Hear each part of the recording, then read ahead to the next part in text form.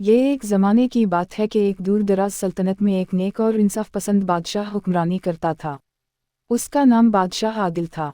बादशाह आदिल अपनी अदल वाओ इंसाफ, रहमदिली और अवाम की फलाह वाओ बहबूद के लिए मशहूर था।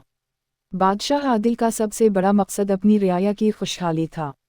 वो रोज़ाना भेस बदलकर शहर की गलियों में निकलता और लोगों की मुश्किलात और मसाइल सुनता।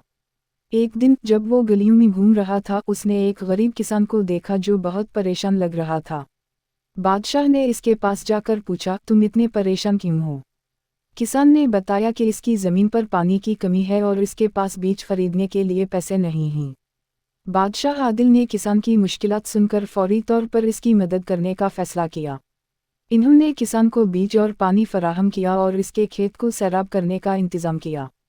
वक्त गुजरने के साथ किसान की फसल बेहतरीन हो गई और वो खुशहाल हो गया।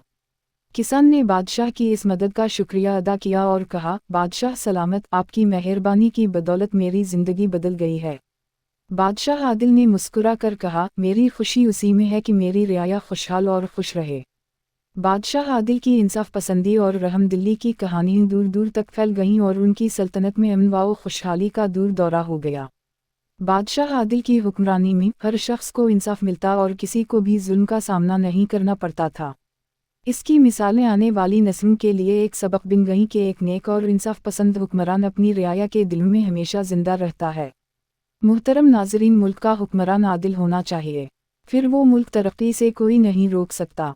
ऐसे वीडियोज़ के लिए हमारे मैक्स वर्ल्ड चैनल को सब्सक्राइब करें। शुक्रिया।